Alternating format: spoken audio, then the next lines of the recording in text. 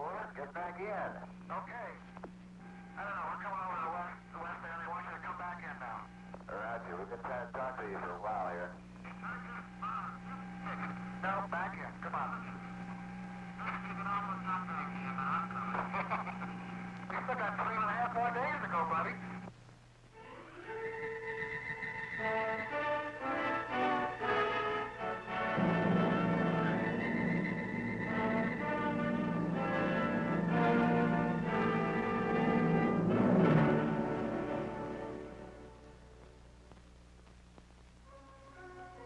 (1965) marked the 15th year since scientists first used this triangular tract of scrubland for missile testing. Today, Cape Kennedy is the focal point of the United States commitment in space. The year opened with two pieces of unfinished business. Mariner, a complex spacecraft launched on November 28, 1964, was in the early phases of a 350-million-mile journey to the planet Mars. And GT-2, the unmanned Gemini spacecraft, still sat atop the modified Titan II booster on Complex 19 after a December fizzle. These missions were completed. GT-2 was successfully launched in January.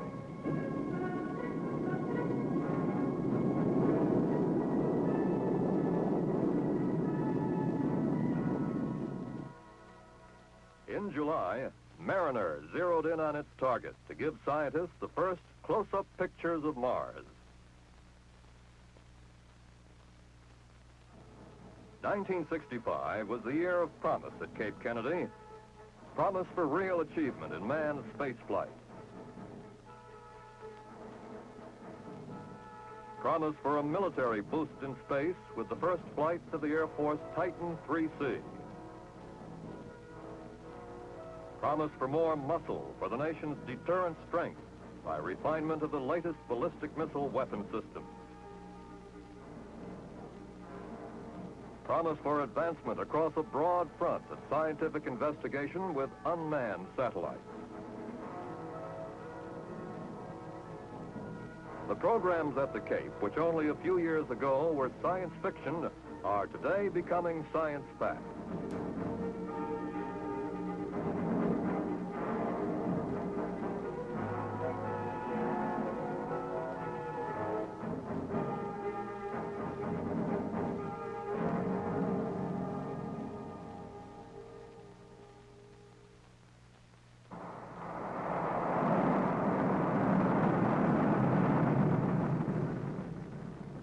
This is the Thor Delta rocket at work.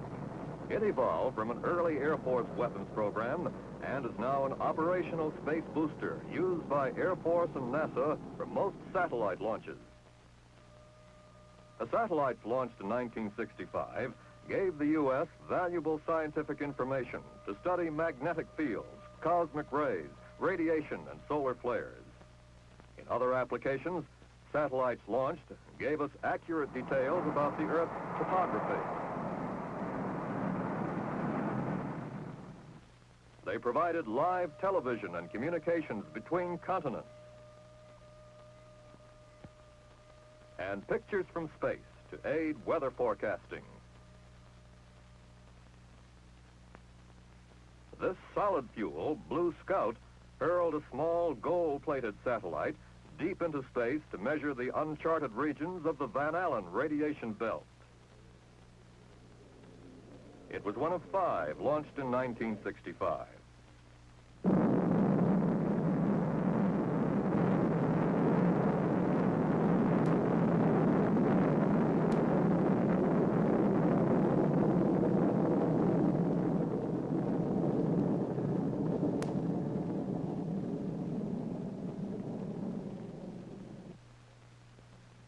In another sharpshooting demonstration, an Air Force industry crew launched the third trio of nuclear detection satellites aboard an Atlas Agena.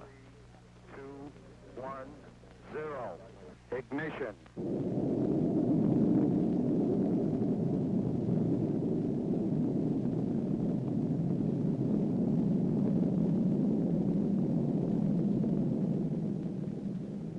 The satellites were injected into separate orbiting positions to serve as electronic sentries in space.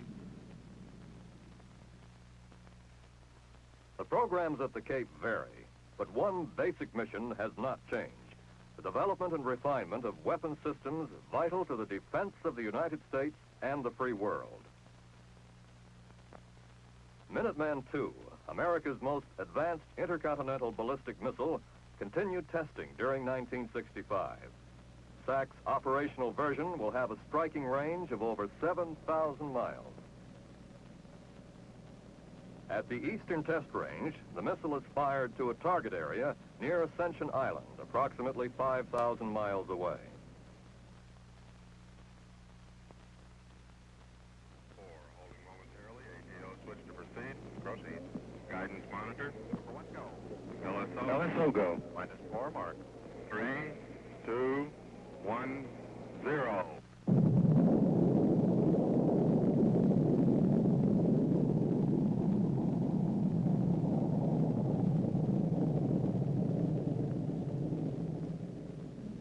Seven Minuteman missiles were fired during 1965. All were successful.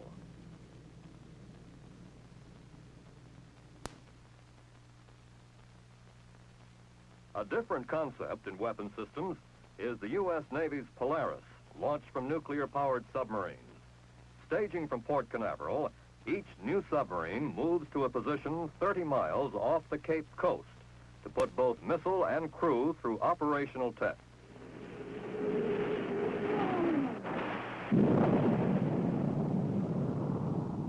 The third-generation Polaris has a range of 2,800 miles.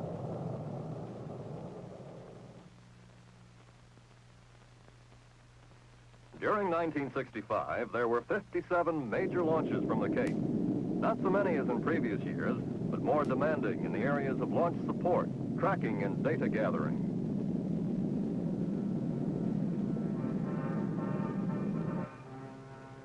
Cape Kennedy, the downrange stations, and instrumented ships and aircraft make up the 10,000-mile-long Air Force Eastern Test Range.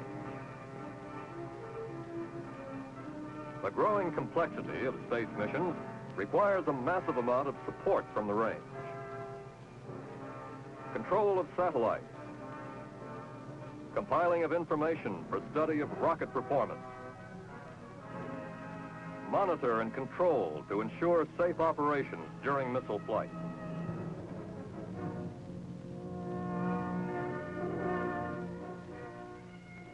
Transition from a ballistic missile testing center to a space operations center will continue as the demands of the nation's most ambitious space program gathers momentum, landing an American on the moon by the end of the decade.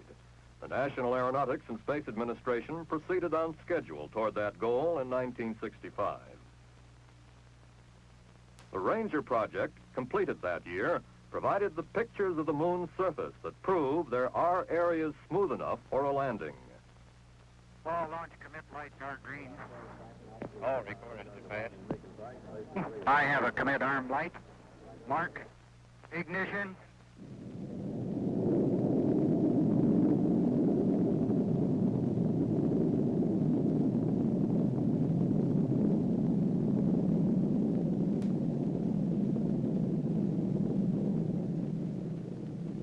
The world saw on television what Ranger saw as it approached and hit the moon.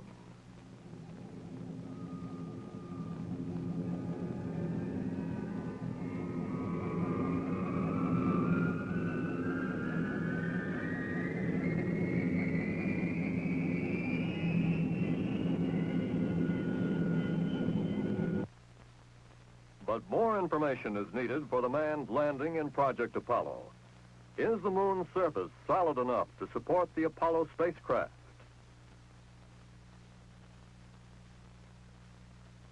A NASA Surveyor spacecraft will find out. The Surveyor will be boosted into space by an Atlas Centaur. In a research and development test flight in March, a fuel valve malfunctioned and Centaur raised only a few feet.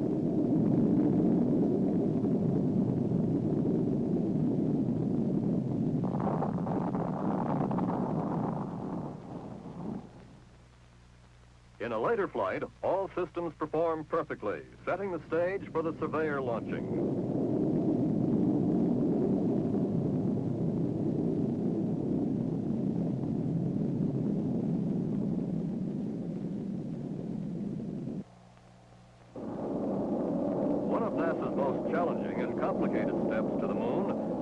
developing and proving of the launch vehicle. Flight testing of the Saturn I series, which began in 1961, ended in 1965 with a 10 for 10 record.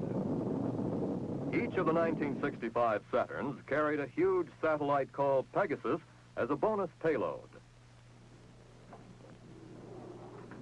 The giant spacecraft with a 96-foot wingspread made up of paper-thin aluminum panels is designed to unfold in space to detect and report the distribution, size, and velocity of tiny meteoroids hurtling through space. The final Saturn I with Pegasus aboard was launched on July 30th.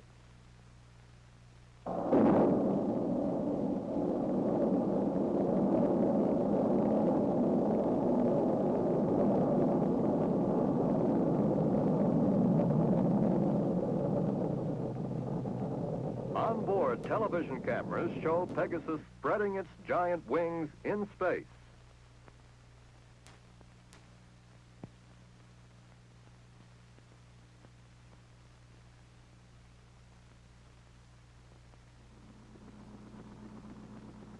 Keeping pace with the progress of Apollo is the development of the NASA facilities at the Kennedy Space Center on Merritt Island, just west of the Cape. The Saturn V Vehicle Assembly Building, the mobile launcher, and the crawlers for transporting the 365-foot-tall lunar rocket are rapidly nearing completion.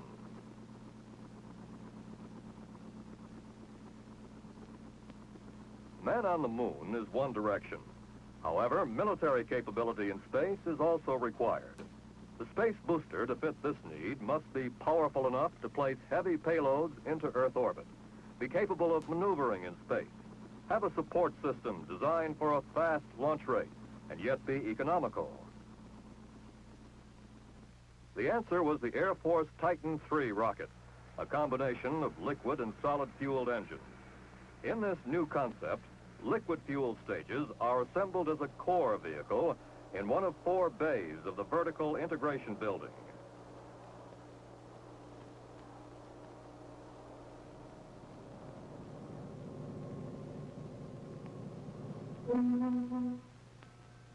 The core vehicle is moved to the solid motor assembly building, where huge solid propellant boosters are attached.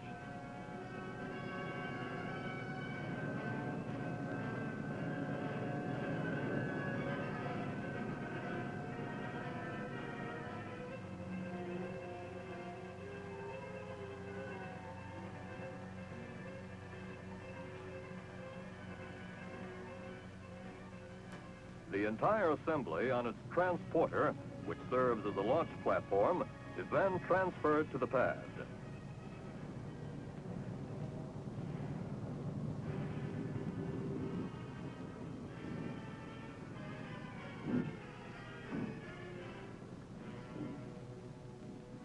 Several payloads can be carried aloft by the Titan IIIC and placed into different orbits by the versatile switch-engine trans-stage. Maneuverability in space is made possible by the unique third stage, which has a stop and restart capability in orbit. A streamlined countdown is conducted from the control center in the vertical integration building. Electrical, go. Back in flight safety, go. AC spark plug, go. UTC, go. Engineering, go. ESO, go. SRO, go. The test wing authorized you to proceed with the launch of the Titan IIIC. Roger. 5, 4, 3, 2, 1, 0.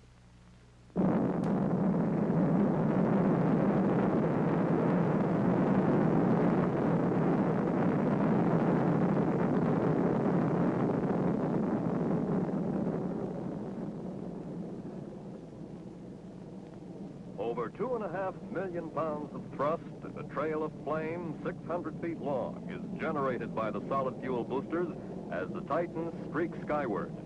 In a weightlifting test, the first Titan III placed 21,000 pounds of lead payload into orbit. 2 later launches carried live experimental satellites.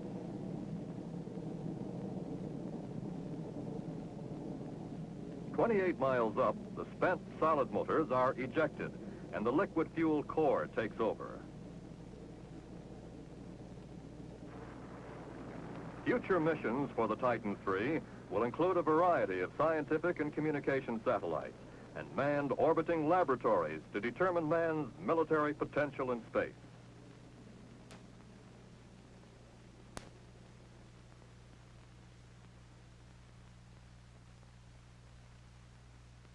The greatest and most dramatic of the space achievements in 1965, without doubt, were in Project Gemini, the second phase of America's manned spaceflight program. Gemini is a national effort, directed by the National Aeronautics and Space Administration, and supported by the Department of Defense in booster development, launch operations, tracking, recovery, bioastronautics, and providing flight crews.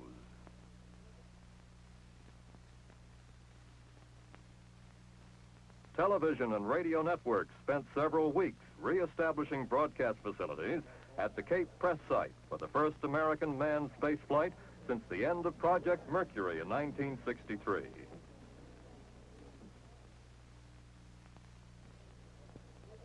Vice President Humphrey, chairman of the National Aeronautics and Space Council, flew in to observe this important first flight.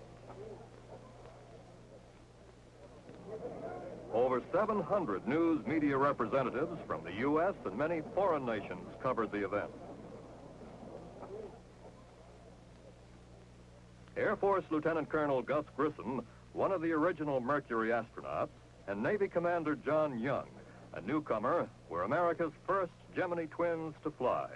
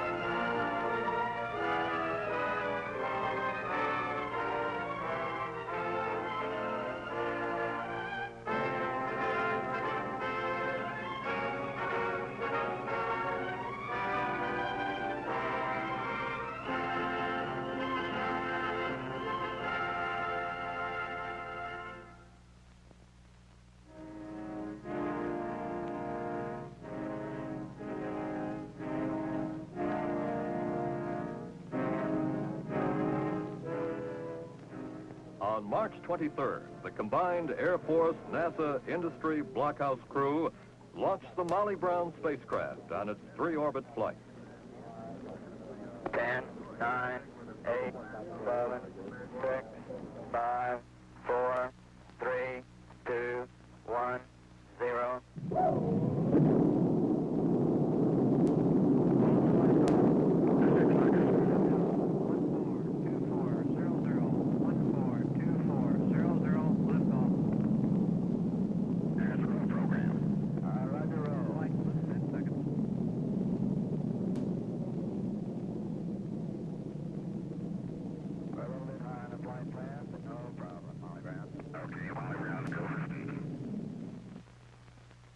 During the mission, the astronauts achieved a first by maneuvering their craft into a change of orbital plane, and then on re-entry, flew the Molly Brown to the selected landing area.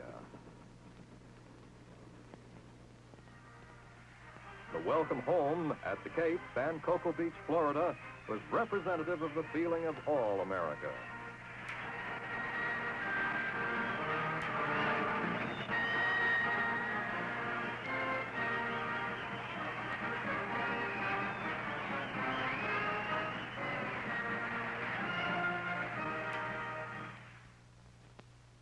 GT-4, the second manned mission, followed close on the heels of GT-3. The flight date, June 3rd, was a month earlier than originally planned. Astronauts James McDivitt and Ed White were both new to space, but not new to flight. Both were crack Air Force test pilots.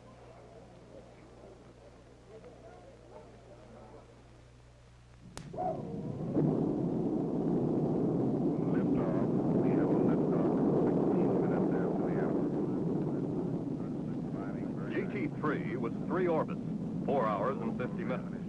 GT GT4 was committed to 62 revolutions, 4 full days. 4 hours and 29 minutes into the mission, Ed White made American history.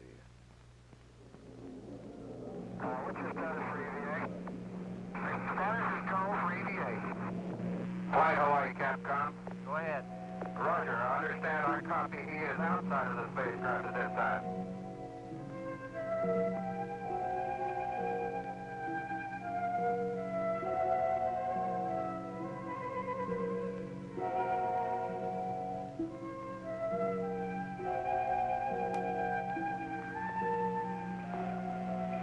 I don't know, we're coming over the west end. They want you to come back in now. Roger, we've been trying to talk to you for a while here. No, back in, come on. We still got 3.5 more days to go, buddy. The 2 space pilots received a boisterous welcome aboard the Navy's USS-1.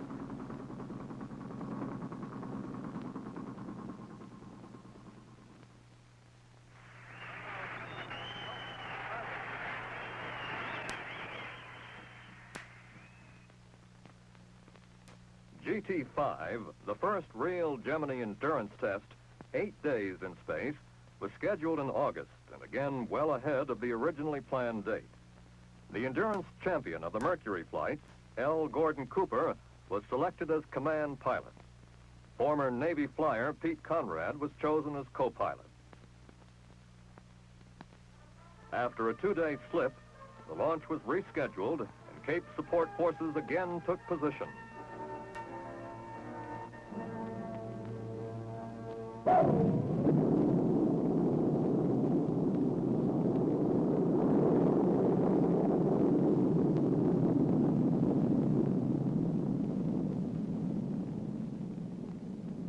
After a perfect launch in good orbit, problems developed in a new power supply system, and the mission seemed to be in trouble.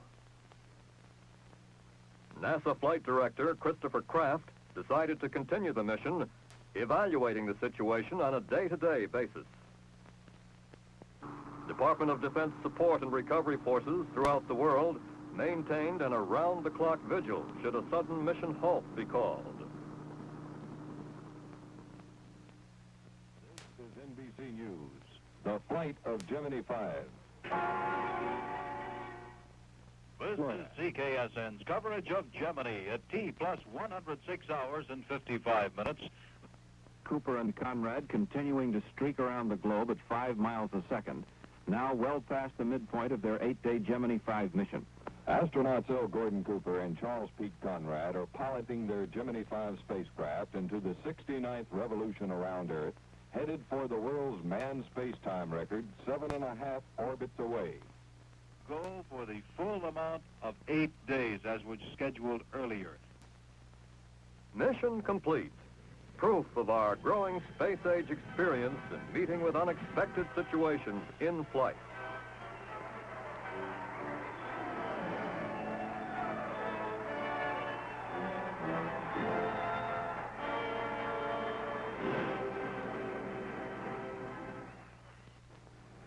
GT6, the first rendezvous and docking mission, was scheduled for October. Astronauts Wally Schirra and Tom Stafford were already in their spacecraft when the Agena target vehicle atop an Atlas booster blasted from the old Mercury Complex 14.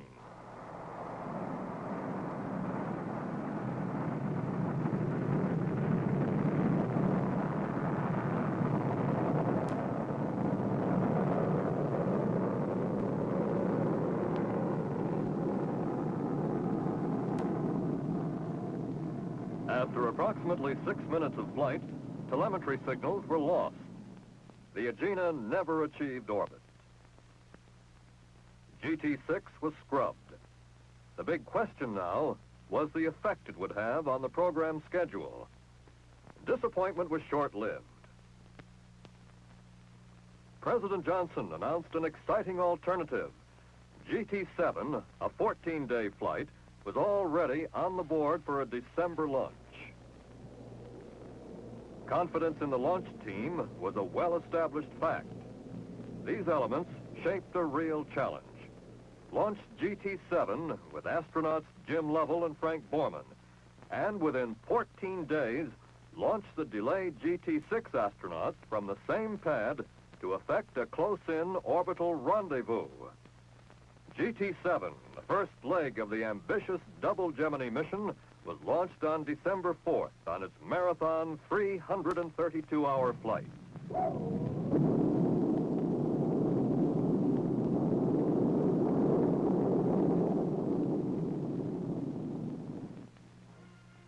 While Lovell and Borman were still in their first orbit 185 miles above, the launch crew moved the Titan booster to the complex and worked around the clock to prepare GT-6 for its date in space.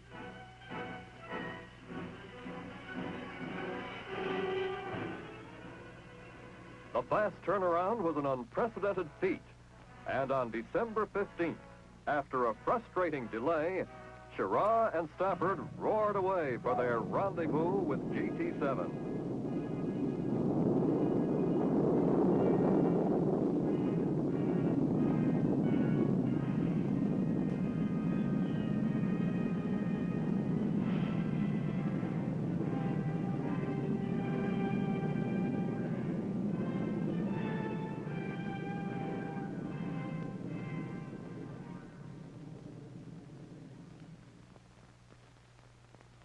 One 185 miles above the Pacific Ocean, Gemini 6 took a giant step forward for the United States as it maneuvered to within 1 foot of its sister spacecraft. An historic space-age first in the race to land men on the moon in this decade. 1965 was a year of achievement and fulfillment at Cape Kennedy, but the challenge ahead remains undiminished because man's move into space offers infinite promise.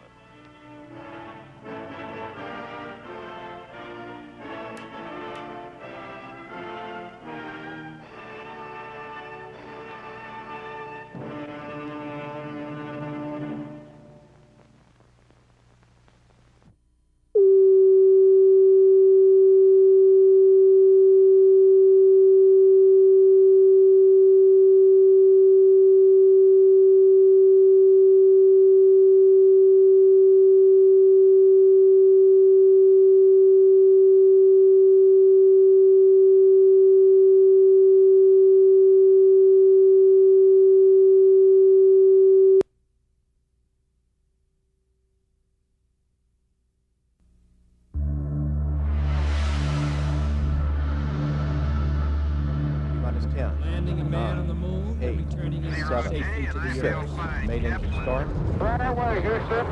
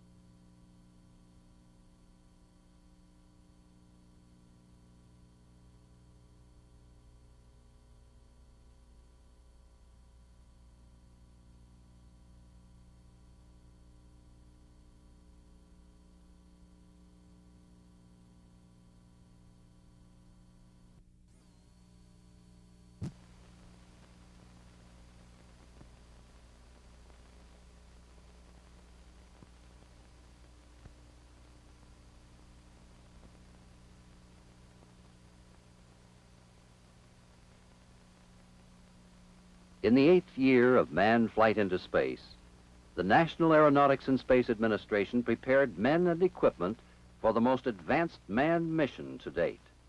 Apollo 8, NASA's 17th manned space flight, took 3 American astronauts on a far-reaching half-million-mile journey into orbit around the moon and back to Earth.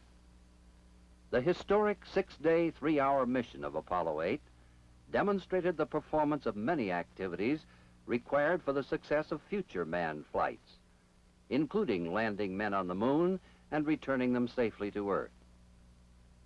The performance of the Apollo Saturn V, America's most powerful space vehicle, was again demonstrated on this mission. The 3-stage Saturn V launch vehicle had been qualified for the Apollo 8 flight, its first manned mission, by 2 successful unmanned launches. The flight worthiness of the command and service modules of the Apollo spacecraft had been proven on previous missions, including the 11-day manned Earth orbital mission of the Apollo 7. The ability of man to function normally, to perform specific activities, and to navigate the Apollo spacecraft on a distant flight were demonstrated by the 3-man crew of Apollo 8. Frank Borman, a veteran of the Gemini program, was command pilot for the mission. James A. Lovell, who had participated in 2 Gemini flights, was command module pilot. And William A. Anders was lunar module pilot. NASA and crew confidence in the Apollo 8 mission was very high. Although difficult, it was one of the least complicated of possible lunar missions and was well within the design capabilities of the Apollo Saturn V space vehicle. The mission also contained several commit points, at which times mission control and the astronaut crew had options to proceed with the planned mission or, if necessary, switch to an alternate mission plan. In demonstrating the performance of the crew, the Apollo Saturn V space vehicle, and the mission support facilities on a manned lunar mission, Apollo 8 accomplished the first of its primary mission objectives. The second primary objective was concerned with planned activities performed during the mission, including translunar injection, command service module navigation, communications, and mid-course corrections, an assessment of fuel and other items consumed on the mission, and passive thermal control, that is, external temperature control of the command service modules in deep space. The 28-hour final countdown for Apollo 8 was begun on the night of December 19th by the manned launch operations team at Kennedy Space Center. The launch date for Apollo 8, set in November, was maintained throughout the rigorous checkout and countdown of the complex Apollo Saturn V space vehicle. In the early morning hours of December 21st, the 3-man crew of Apollo 8 boarded the NASA transfer van and began their journey to the launch pad at Complex 39. They arrived at the base of the pad about 3 hours before liftoff. Elevators carried the crew to the 320-foot level of the launch tower, from where they crossed the Apollo access arm and entered the White Room. With monitors in the launch control center indicating all spacecraft and launch vehicle systems functioning normally, the astronauts entered the spacecraft. The countdown proceeded smoothly with no unscheduled holds. About 4 minutes before liftoff, the last manual check of all launch consoles was completed. At T-minus 3 minutes and 7 seconds, an automatic sequencer took over the countdown. As the clock reached T-minus 8 and 9/10 seconds, the engines of the first stage were ignited.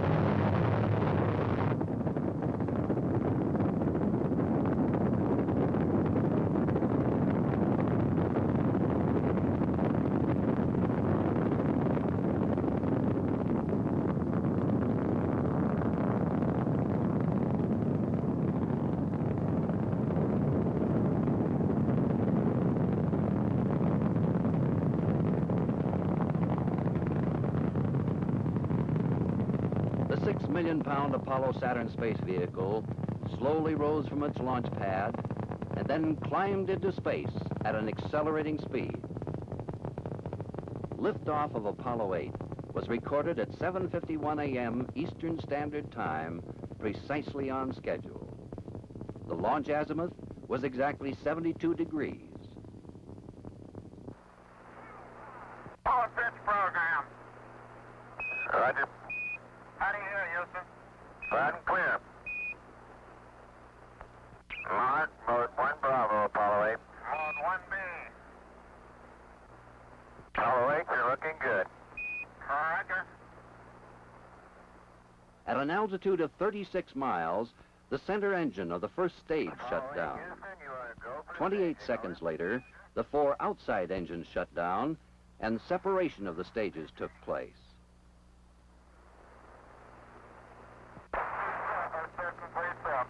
All Roger, understand, sir.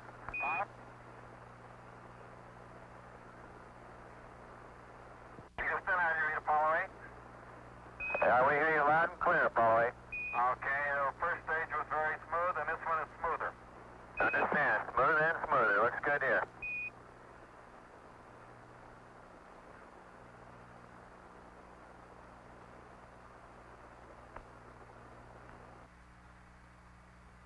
Apollo 8, Houston, you're looking good.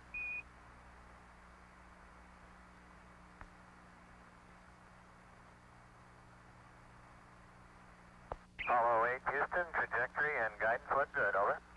Roger, Apollo 8, good here.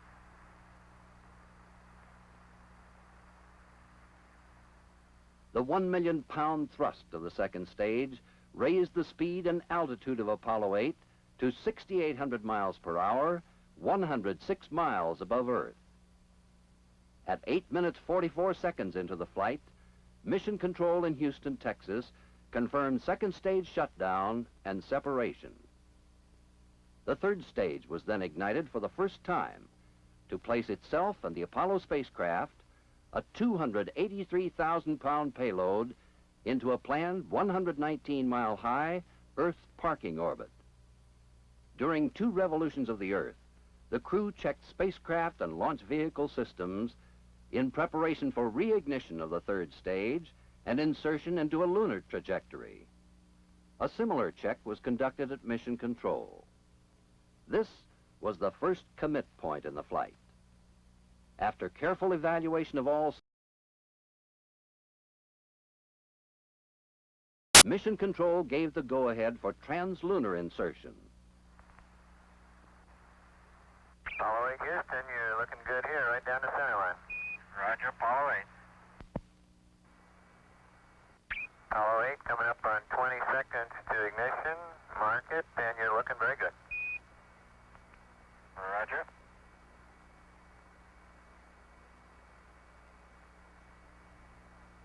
Ignition. Roger, ignition.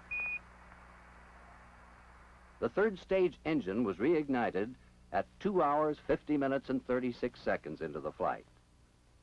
The engine burned for 5 minutes and 19 seconds, raising Apollo 8's speed to a velocity of 24,200 miles per hour, thrusting Apollo from Earth orbit toward the moon.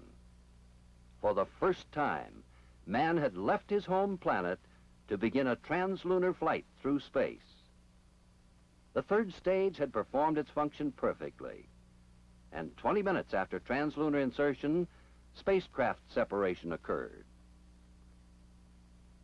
Following a short period of station keeping, the spacecraft moved away in preparation for third stage fuel dump. The remaining liquid oxygen in the third stage was then released, which increased the velocity of the stage on a new trajectory. This eliminated the possibility of recontact with the spacecraft by placing the stage in a trajectory passing behind the moon and into solar orbit. At 6 hours and 33 minutes into the flight, the astronauts tested the S-band high-gain steerable antenna.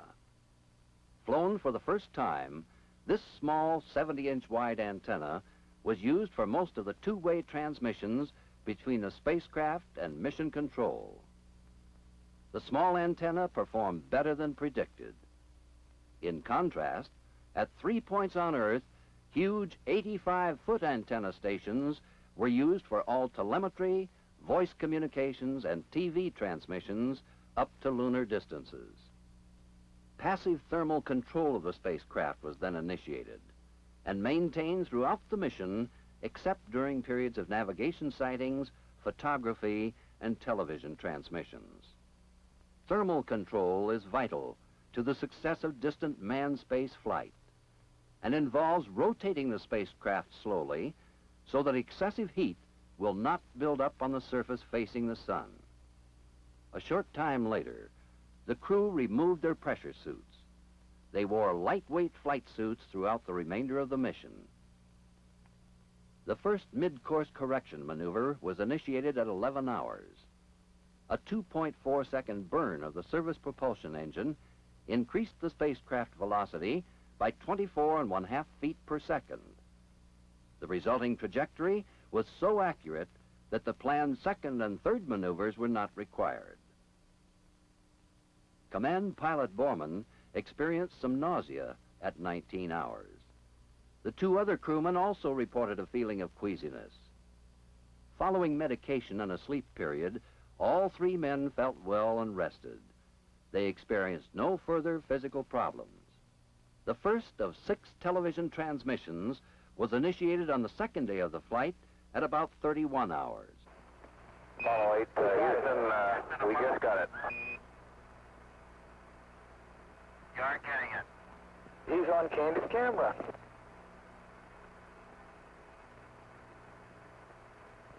Very good. Okay, Apollo 8, we have a good picture. We're rolling her. Shotgun, Okay, watch we're it. rolling around to a good view of the Earth, and as soon as we get to the good view of the Earth, we'll stop and let you look out the window at the scene we see. Jim Lovell's down in the lower equipment bay preparing lunch,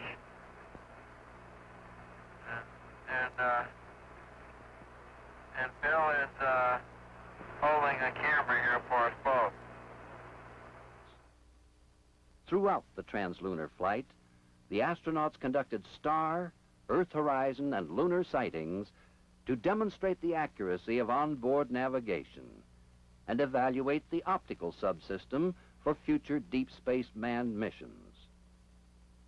For the first time, man took photographs of the receding Earth, as well as many of the approach to the moon. During the translunar flight, the Earth's gravitational pull gradually decreased Apollo 8's velocity to 2,170 miles per hour. Then, as lunar gravity overcame the Earth's diminishing pull, spacecraft velocity increased. As Apollo 8 neared the moon, another extensive evaluation of all systems was conducted by the crew and mission control. If no further maneuvers were made, the spacecraft would circle the moon and head back to Earth on a free return trajectory. However, mission control and the astronauts decided to commit for lunar orbit. On Christmas Eve, at 69 hours and 8 minutes, the service module propulsion system was fired to deboost the spacecraft into lunar orbit. The initial elliptical orbit was 69 by 193 miles above the lunar surface. After a complete systems check and confirmation from mission control, a second burn of the service propulsion system engine circularized the orbit to a planned 69 miles above the moon. For the first time, man looked upon the surface of the moon with his unaided eyes and saw greater detail than ever before. Houston, what does the old moon look like from 60 miles, over? Okay, Houston, the moon is essentially gray. No color. Looks like plaster of Paris. Or sort of a grayish beach sand. We can see quite a bit of detail. The Sea of Fertility doesn't stand out as well here as it does back on Earth. Not much contrast between that and the surrounding craters. The craters are all rounded off. There's quite a few of them. Some of them are newer. Some look like, especially the round ones, look like hit by meteorites or projectiles of some sort. These history-making scenes were transmitted to the world via television from Apollo 8 in orbit of the moon. Roger. And I can see the rays coming out of Blaze Pickering. We're coming up now near our B1 initial site, which I'm going to try and see.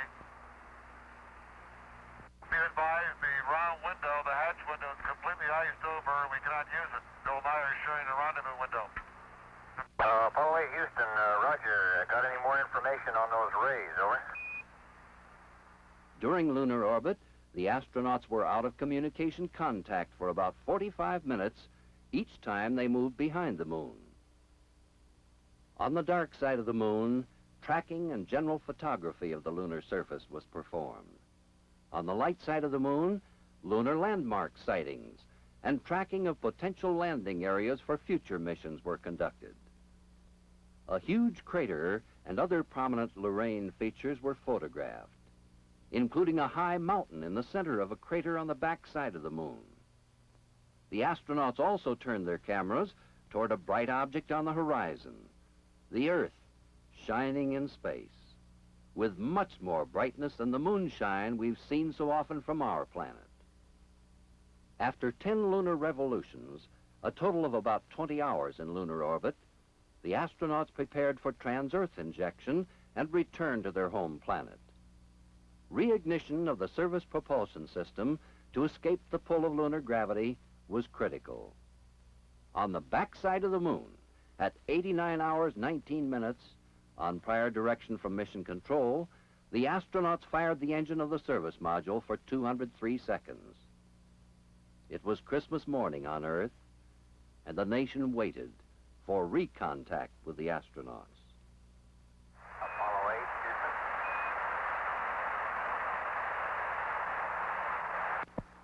Apollo 8, Houston. Houston, Apollo 8, over. Hello, Apollo 8. Loud and clear. Roger. Please be informed there is a Santa Claus. That's affirmative. You're the best ones to know. And bird status report. We burned on... Man had orbited the moon and looked upon its surface. He had tracked and photographed potential landing sites for future manned missions. He had accomplished the age-old dream of traveling to the moon, and now was on his way home to Earth. During the 2-day, 9-hour return trip to Earth, additional navigational sightings were performed and communication and thermal control tests conducted. Apollo 8's primary guidance and navigation system was operated automatically for controlling the spacecraft's return trajectory. Mission Control updated return course information to the command module computer at least every 10 hours. A planned mid-course correction was initiated at the 15th hour of trans-Earth flight. A velocity correction of only 5 feet per second ensured entry into the Earth's atmosphere within the mathematically computed Earth entry corridor. Again, because of the accuracy of the trajectory, planned second and third corrections were not required. As I look down on the Earth here so far out in space, I think I must have the feeling that the travelers in the old sailing ships used to have. We've gone on a very long voyage away from home, and now we're headed back. And I have that feeling of being proud of the trip, but still happy to be going back home and back to our home port. This is Frank Borman. We've enjoyed the television shows, and invite you to stay tuned in the future, because there'll be flights in rendezvous in the Earth orbit, and then of course there'll be television from the lunar surface itself in the not too far distant future.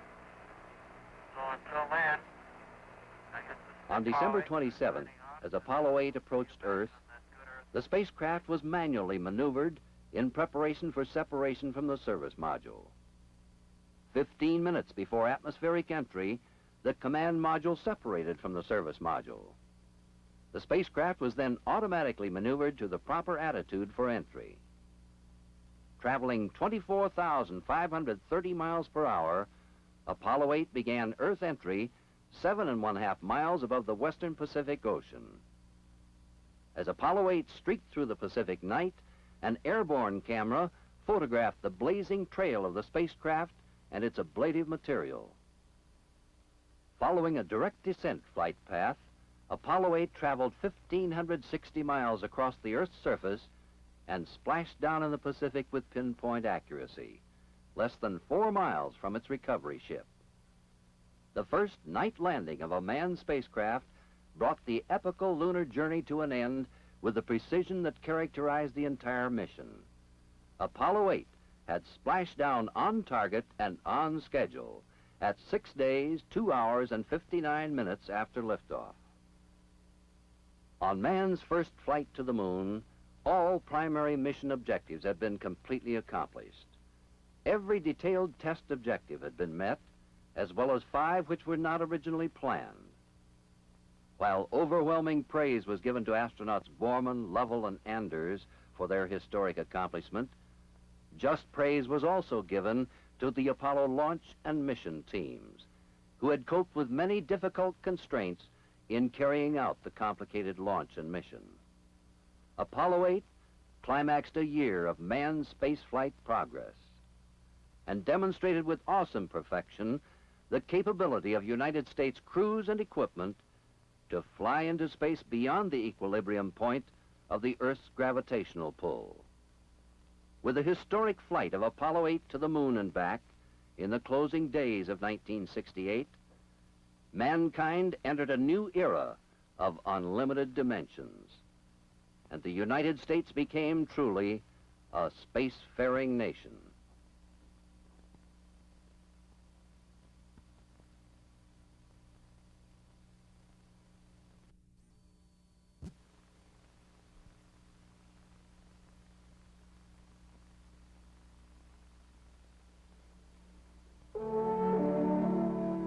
It was 4 days before Christmas 1968. An Apollo Saturn space vehicle stood poised at Kennedy Space Center, ready for the first manned flight to the moon. 3 American astronauts, Mission Commander Frank Borman, Command Module Pilot James Lovell, and Lunar Module Pilot Bill Anders, would be the first men to travel over 250,000 miles away from their home planet to orbit the moon. Thousands of persons were on hand to view the liftoff of America's most powerful rocket. The countdown reached ignition precisely on schedule.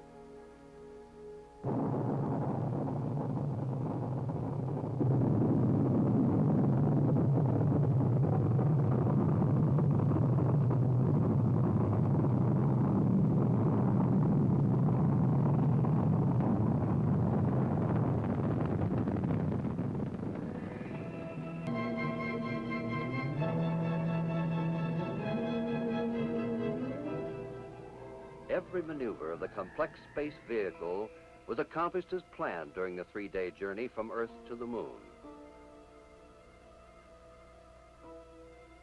View on the good Earth.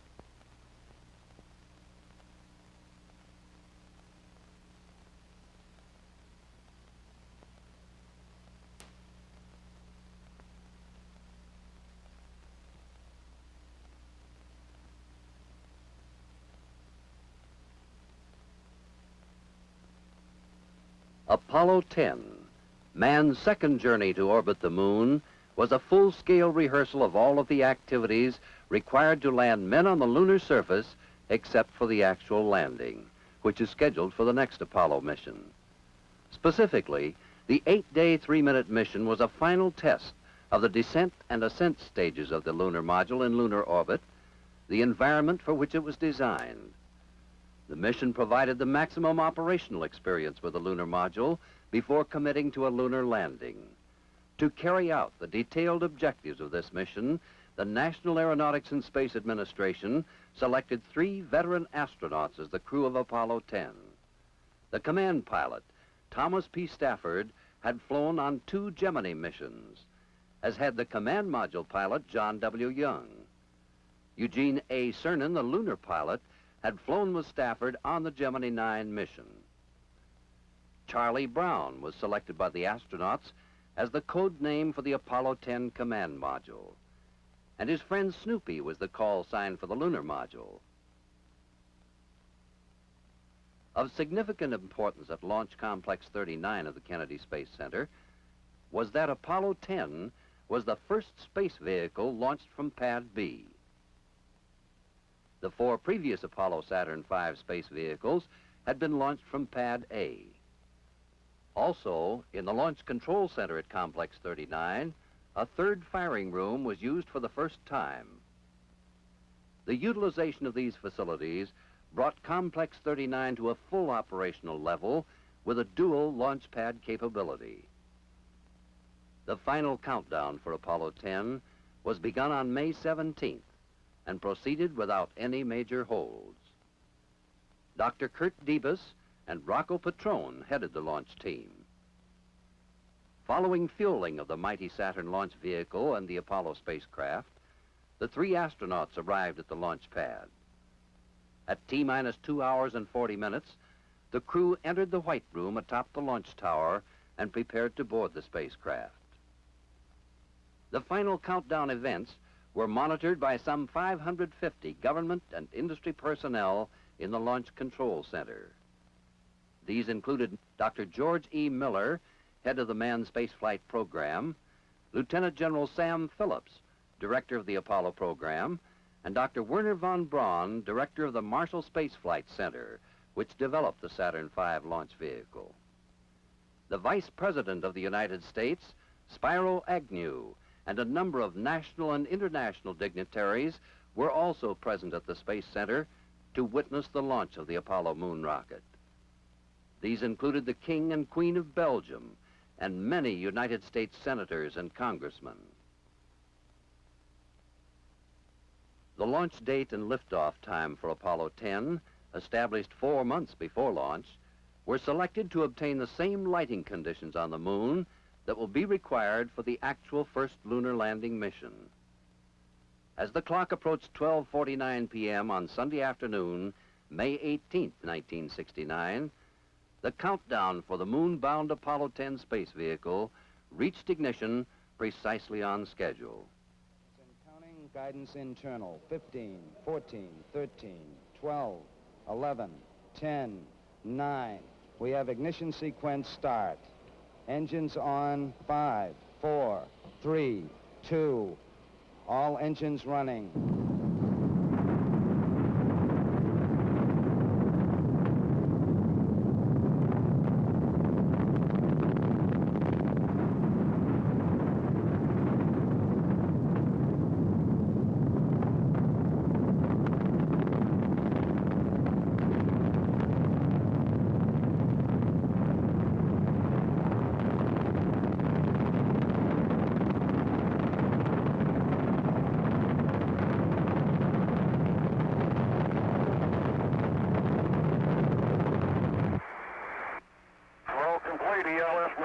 Roger, roll. Your go, trajectory and guidance look good. Roger, we look right on the line on board. Your go for staging, 10. Roger, let's go. What a ride, babe, what a ride. Right. Man, that staging was quite a sequence. Right, sounded like it. The 3-stage Saturn V launch vehicle performed perfectly to place Apollo 10 into an Earth parking orbit of 117 by 114 miles after 12 minutes of flight. Mission Control in Houston, Texas, confirmed that all space vehicle systems were functioning as planned. The Mission Control team was headed by Dr. Robert Gilruth and Chris Kraft. Midway through the second revolution of the Earth, as Apollo 10 passed over Australia, the third stage was reignited to place Apollo 10 into a free return lunar trajectory. For the second time in history, 3 men had left their home planet on a journey to the moon. After leaving Earth orbit, the astronauts began preparation for command service module separation, transposition, and docking with the lunar module to remove it from the third stage. These maneuvers were accomplished as planned and were broadcast to the world via a color TV camera aboard the command module. This was the first live color TV transmission from a manned spacecraft. Be docked in a second, I hope. Roger. 10, Houston, you're looking good. We can see the markings in the rendezvous in it. Looks like you just docked. Roger, we got a capture. You haven't fired yet. Roger. Gene, we can read the numbers on the LAM docking window. Snap, and we're there. Got 2 grays. Roger. You saw the docking, Charlie. We didn't get any master alarm. Everything looks snug. Roger.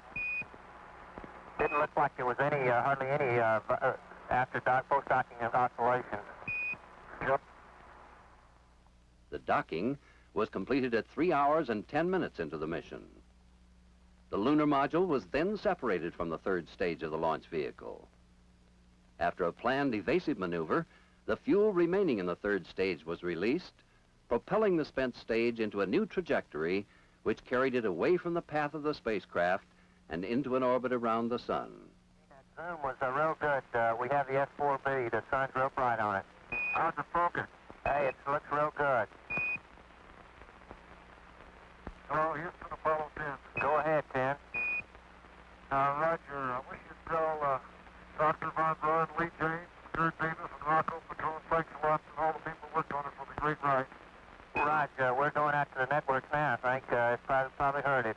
We'll pass it on, though. Yeah, the few thousand people worked on that machine, and we sure appreciate it. Roger. It looked beautiful from here. The accuracy of the translunar insertion maneuver was such that only one mid-course correction of a possible 4 was necessary on the 250,000-mile flight to the moon. Hey, boy, that is really fantastic. We can pick out Baja and the smog over L.A., and we see Mexico, and we go off to the east in our picture and come into the Rockies area. The Baja California and the Gulf area really stand out beautiful. We can see Mexico and the clouds up over the Rockies. It's really a fantastic sight. Okay, this has got to be the greatest sight ever. You ought to see it up here. During the flight, the spacecraft was placed into a slow roll, known as passive thermal control. The maneuver ensured that the intense heat of the sun would not build up on one side of the spacecraft during the flight to and from the moon. On the third day of the mission, as Apollo 10 approached the moon, the main engine was again ignited to slow the spacecraft, allowing it to be pulled into orbit of the moon by lunar gravity. The initial elliptical lunar orbit was 195 by 68 miles. After 2 revolutions, this was changed to a near circular orbit 69 miles above the moon. And the landing site for Apollo 11 will land, and I'll go back and zoom in on that again. Roger. Okay, there's Centaurus. Over here is the crater Monkey. Up on the masculine bay. We come down here to a little bright crater there.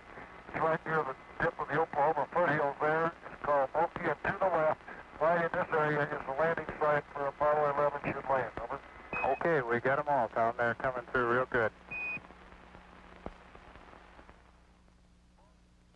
Later on the same day, astronaut Cernan transferred to the lunar module for the first time to check out and prepare it for subsequent operations. At the completion of this activity, he returned to the command module. As the Apollo 10 crew rested in lunar orbit, activity on Earth at America's spaceport continued at a high level. On the day before Apollo 10 reached the moon, The Apollo 11 space vehicle had been moved from the assembly building to Launch Pad A at Complex 39.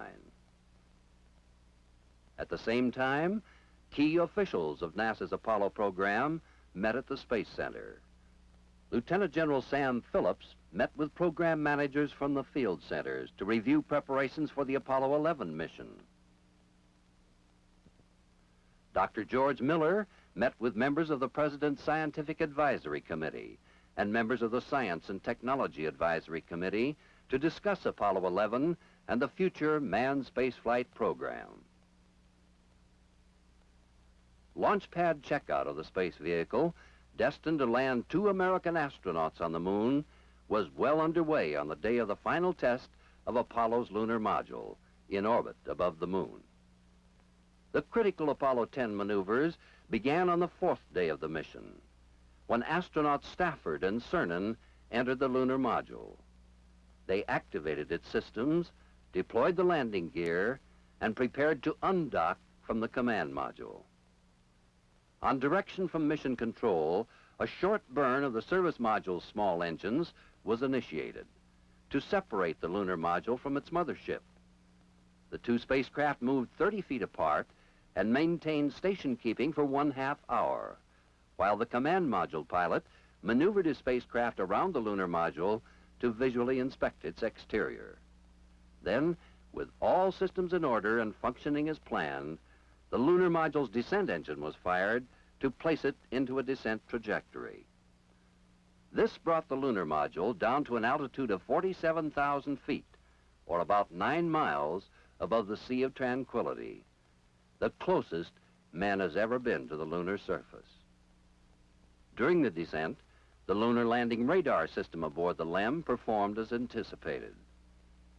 Communication from the low point of the lunar module orbit, however, was relatively poor. This problem is being studied and will be corrected prior to the landing mission. Hey, and I tell you, we are low. We are close, Dave. This is like it. And it really looks pretty smooth down there, surprisingly enough. And principally, this thing has huge boulders all around the rim of it, falling on the inside and outside. Until this time, Apollo 10 had duplicated each step of an actual lunar landing mission. Shortly after passing the site selected for the first manned lunar landing, the descent engine was fired to thrust the module away from the moon's surface. This was a maneuver to establish a lead angle or distance between the 2 spacecraft equivalent to the rendezvous distance of an actual landing mission. The maneuver placed the lunar module into an elliptical orbit of 218 by 9 miles, while the command service module remained in a circular orbit. During the elliptical orbit, the 2 Apollo 10 spacecraft were as far as 414 miles apart. This provided an in-flight test of the Apollo rendezvous radar at maximum range. As the lunar module again approached the low point in its orbit, staging was initiated. The descent stage, which will be used on a landing mission for the actual touchdown and provide a launch platform for liftoff, was separated from the ascent stage. Immediately after staging, an unexpected maneuver occurred due to a procedural problem. Commander Stafford immediately took over manual control of the lunar module ascent stage and corrected the situation.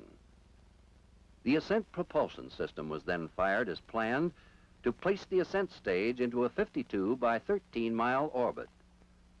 The staging and ascent maneuver simulated liftoff from the lunar surface after a landing mission. At the high point in this orbit, the small maneuvering engines were fired to place the lunar module into a 52-mile high circular orbit.